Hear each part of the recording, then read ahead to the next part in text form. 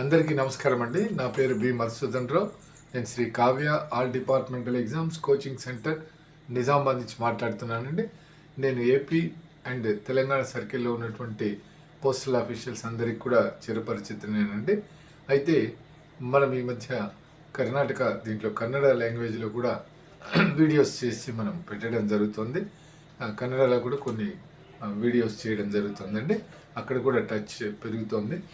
ఈ వీడియో చేయడానికి కారణం ఏంటంటే మనం ఏదైతే ఆప్షన్స్ ఎట్లా సబ్మిట్ చేయాలి, ఇప్పుడు అప్లికేషన్ ఫామ్ ఎలా ఫిలప్ చేయాలి, ఈ దేనికి సంబంధించింది అంటే ఇప్పుడు మనకు పోస్ట్ మ్యాన్ ఎంటీఎస్ మెయిల్ గార్డుకి సంబంధించి మనకి ఇప్పుడు 25th ఆగస్ట్ జరగబోయే ఎగ్జామ్కు మనకి ఇచ్చినటువంటి లాస్ట్ డేట్ ఏదైతే ఉందో 6th ఆగస్ట్ 2024 అని దానికి సంబంధించి వీడియో చేస్తాను నేను మొన్న మీకు చెప్పడం జరిగిందండి.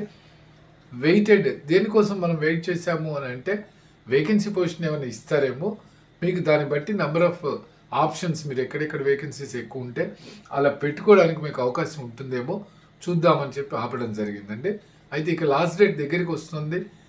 కొన్ని డివిజన్స్లో సబ్ డివిజనల్ ఆఫీస్కి 2వ తారీఖు ఇవ్వమని, కొన్ని చోట్ల 3వ తారీఖు ఇవ్వమని ఇలా అన్ని ఇన్స్ట్రక్షన్స్ వచ్చినాయి సార్, మాకు ఈరోజే తెచ్చి ఇవ్వమని అడుగుతున్నారని చెప్పి కూడా కొంతమంది చెప్పడం జరిగిందండి. దాన్ని దృష్టిలో ఉంచుకొని చెప్పాలనుకున్నటువంటి అంశం చెప్పేద్దాము అనే ఉద్దేశంతో ఈ వీడియో చేయడం జరుగుతుందండి. ఇప్పుడు మనము డిస్కస్ చేస్తున్నటువంటి అంశం ఏదున్నా ఇది GDS to MTS and postman mail గార్డుకు దరఖాస్తు. జీడిఎస్ క్యాడర్ నుంచి ఎంటీఎస్ కానీ పోస్ట్ మ్యాన్ మెయిల్ గార్డుకు దరఖాస్తు చేసుకోవడానికి మనకు ఫార్మాట్ ఇచ్చారు. అంతకంటే ముందు మీకు అందరికీ తెలుసండి, ఏదైతే 3 years సర్వీస్ ఉంటే ఎంటీఎస్ రాయొచ్చు అనేది ఉన్నదానికి ఈ సంవత్సరం మనకు 2 yearsతోనే ఇచ్చారు. అలాగే 5 years ఉన్నటువంటి పోస్ట్ మ్యాన్ మెయిల్ గార్డ్ ఎగ్జామ్కు 4 years eligibility criteria. As on 1/1/2024కు జీడిఎస్లో ఈ సర్వీస్ కంప్లీట్ చేసి ఉంటే మీరు ఎంటీఎస్ రాయవచ్చు, లేదంటే పోస్ట్ మ్యాన్ మెయిల్ గార్డ్ మీ సర్వీస్ని బట్టి రాయవచ్చు అనేదండి. అప్లికేషన్ విషయానికి వస్తే మనకేమి ఇచ్చారంటే ఫస్ట్ మామూలు జనరల్ అప్లికేషన్ ఫిలప్ చేయాలండి. ఈ ఫార్మాట్ ఏ సర్కిల్కైనా అదేనండి, అటు మన ఏపీ సర్కిల్కైనా ఇక్కడ తెలంగాణ సర్కిల్కైనా అన్నిటికీ అప్లికేషన్ ఫార్మాట్ అయితే ఒకటే ఉంటుందండి. దానిపైనే ఉంటుంది application form for competitive examination to the cadre of postman mail guard and MTS from eligible GDS. ఇది GDS application format for applying to the MTS and postman mail guard exams. దీంట్లో first మామూలుగా name of the candidate ఉంటుందండి, మీరు రాస్తారు. Gender మేలా ఫీమేలా రాస్తారు. Designation BPM, ABPM, Dak Sevak. మీ డిజిగ్నేషన్ ఏంటి, మీరు పనిచేస్తున్నటువంటి క్యాడర్ బీపీఎమ్మా, మీరు ఏబీపీఎమ్మా, డాక్ సేవక. డేట్ ఆఫ్ బర్త్ మీరు కరెక్ట్గా వేయాలండి. ఆ తర్వాత కేటగిరీ, మీరు అన్రిజర్వ్డ్ కేటగిరీనా, ఎస్సీనా, ఎస్టీనా, ఓబీసీనా, ఈడబ్ల్యూఎస్, మీ కమ్యూనిటీని బట్టి మీరు అక్కడ ఫిలప్ చేయాల్సి ఉంటుందండి.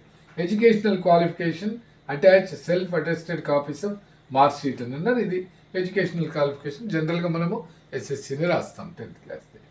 తర్వాత date from which continuing in GDS engagement. ఇక్కడ మీరు ఏదైతే దీంట్లో అన్నారో మనకు ఎడ్యుకేషనల్ క్వాలిఫికేషన్ అనేది దానికి సంబంధించి మీరు దీంట్లో క్వాలిఫికేషన్ ఉంటే అది రాయొచ్చు అనుకుంటే మీరు అది రాయొచ్చు అండి, ప్రాబ్లం ఏం లేదు.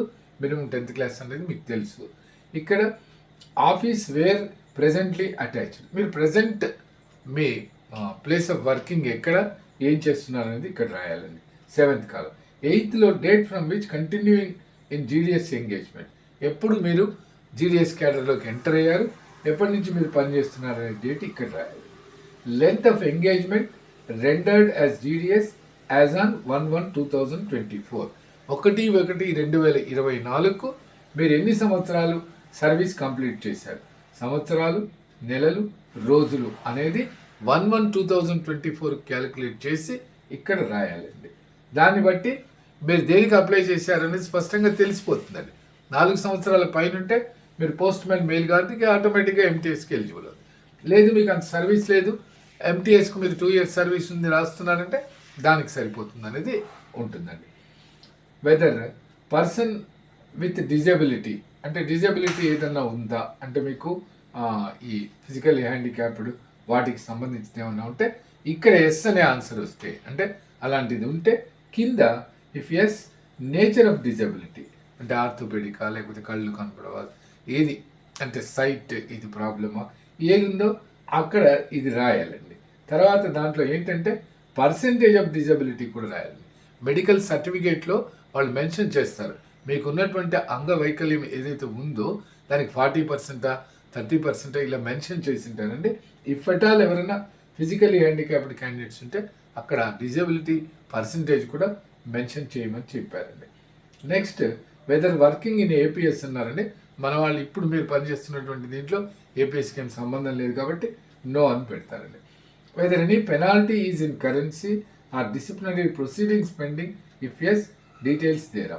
ఇక్కడ మీరు ఎవరిపై ఏదైనా కేసు ఉందో లేదా ఏదైనా పనిష్మెంట్ ఉంటే ఆ కంటిన్యూ అవుతుందో పుట్ ఆఫ్లో ఉన్నారు ఏదైనా ఇక్కడ స్పష్టంగా మెన్షన్ చేయాలండి. ఇక్కడ ఎస్ అన్న తర్వాత డీటెయిల్స్ రాయవలసి ఉంటుందండి. ఎందుకంటే డిసిప్లినరీ కేసు పెండింగ్ ఉన్నా దరఖాస్తును స్వీకరించకపోవచ్చు అనేది ఉంది.